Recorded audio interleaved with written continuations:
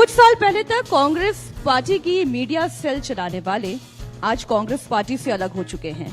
वो बीजेपी के साथ जा चुके हैं। रोहन गुप्ता इस वक्त हमारे साथ इंडिया टीवी के चुनाव मंच पर मौजूद हैं। बड़ा जोरदार तालियों से स्वागत करें। रोहन, जब आपका पूरा इस्तीफा पढ़ रही थी और उसके साथ आपने एक बहुत बड़ा नोट लिखा, आपने कहा humiliation and there was a constant humiliation, character assassination. ये कौन कर रहा था? देखिए, मैंने नाम तो नहीं दिया, पर ये जरूर कहा कि जिनके नाम में राम है और जो कम्युनिकेशन संभालते उन्होंने ये किया। और मैं एक राजनीति, आप तो खुद मीडिया सेल संभाल रहे थे, आपके साथ क्यों किया उन्होंने? देखिए, वही समझने की चीज है जो एक विरोधाभास मैं देख रहा था पिछले 2 साल से। मानसिकता, जो लेफ्टिस्ट मानसिकता का कांग्रेस पार्टी शिकार हो गई। मुझे एक चीज बताइए कि अगर आप किसी का विरोध करते हैं, क्या उसको गाली देने से आपकी बात कोई सुनेगा? नहीं सुनेगा। आप विचारधारा का विरोध कीजिए, आप गाली देके किसी का विरोध नहीं कर सकते हैं। आपको ये चीज समझनी पड़ेगी। दूसरी बात, देश का मूल मंत्र क्या है कि सनातन। ये मैं इसलिए नहीं बोल रहा हूं कि मैं भाजपा में जुड़ गया। जिस दिन राम मंदिर का ये जो इनविटेशन है उसका अस्वीकार किया गया, मैं मेरे घर पे गया, मेरी बेटी है 8 साल की, मुझे एक शब्द उसने कहा कि पापा, हम क्या राम मंदिर के उद्घाटन में नहीं जा सकते? मैंने बोला, क्यों बेटा? बोले, नहीं, मेरे फ्रेंड बोल रहे हैं क्योंकि आप कांग्रेस में तो आप नहीं जा सकते। एक भावनात्मक चीज है। हम भले राजनीतिक होंगे, कई बार ऐसा स्टैंड था पार्टी का कि जब हम एग्री नहीं हो रहे थे पर जाके हम पार्टी के लिए लड़ते थे, पर अंदर अंतरात्मा तो थी। आज सनातन का विरोध हो रहा है, हमको यह कहा जा रहा है कि आप चुप रहिए। क्यों चुप रहेंगे भाई साहब? जिस घर में, हमारे घर में ठाकुर जी की 3 टाइम पूजा होती है, अर्चना होती है, मैं खुद, हम पूरी पूजा करते हैं, वहां पे सनातन के अपमान पे चुप रहना है तो मुझे लगता है कि ऐसी लानत, ऐसी सत्ता पे छोड़ के निकल जाना चाहिए।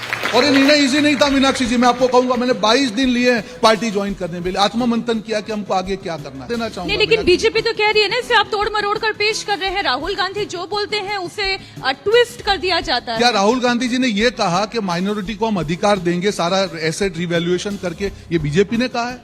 क्या उनके मैनिफेस्टो में 35 बार माइनॉरिटी शब्द डालना, क्या ये बीजेपी ने कहा है उनको? ये तो कांग्रेस पार्टी ने किया है ना।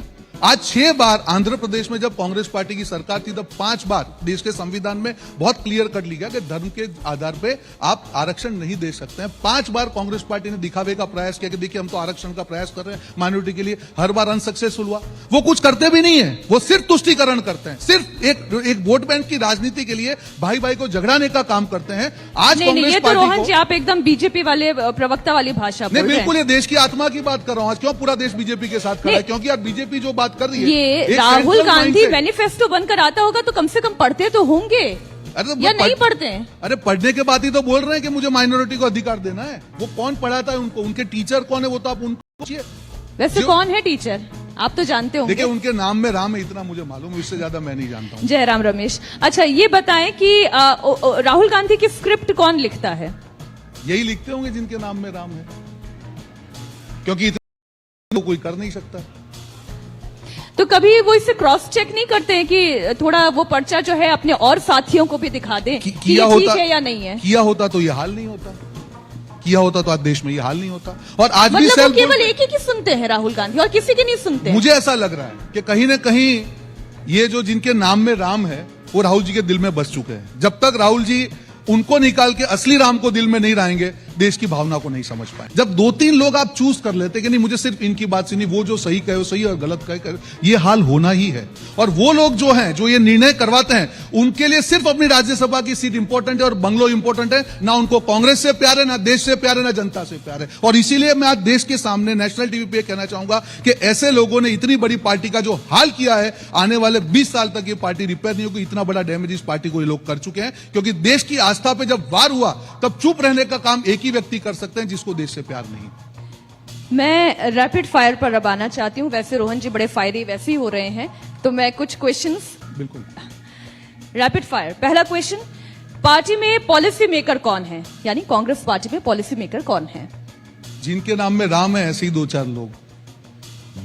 एक तो जयराम रमेश है, बाकी 3 कौन है? बाकी 3 लेफ्टिस्ट मानसिकता के लोग हैं जो भारत जोड़ो यात्रा में राहुल गांधी जी को बहुत सलाह देकर आगे बढ़े हैं। आप सब उनको जानते हैं। कांग्रेस पार्टी में अध्यक्ष का कितना से है? मल्लिकार्जुन खड़गे। बिल्कुल नहीं, बिल्कुल नहीं, बिल्कुल नहीं। मैं कैंडिडेटली कहूंगा, एक अच्छे व्यक्ति हैं। कांग्रेस पार्टी ने मैसेज दिया कि देखिए हमने अध्यक्ष वर्कर को चुना, पर सिर्फ पोस्ट पे किसी को रखने से नहीं होता, आपको पावर भी तो देना पड़ेगा। कोई एक चेहरा, कोई एक व्यक्ति जो कांग्रेस पार्टी से निकल जाए तो पार्टी की सेहत सुधर जाए, वो कौन? आप बोलिए। देखिए इन्होंने बोल दिया अब जनता की आवाज को मैं क्या करूंगा, आपके लिए तालियां हो जाएगी। जिनके नाम में राम है। विपक्ष का कोई ऐसा चेहरा जो पीएम मटेरियल आपको दिखाई देता हो, 3 नाम देती हूं, उनमें से एक चुनिए। राहुल गांधी, ममता बनर्जी, अरविंद केजरीवाल। नोटा होता है क्या इसमें? आप देखिए देश के अगर इलेक्शन कमीशन ने नोटा दिया है तो आपको भी मुझे वो अधिकार से वंचित नहीं रखना चाहिए। बहुत बहुत शुक्रिया रोहन गुप्ता जी, इंडिया टीवी के इस चुनाव मंच पर आने के लिए, हमारे साथ इस चर्चा में शामिल होने के लिए।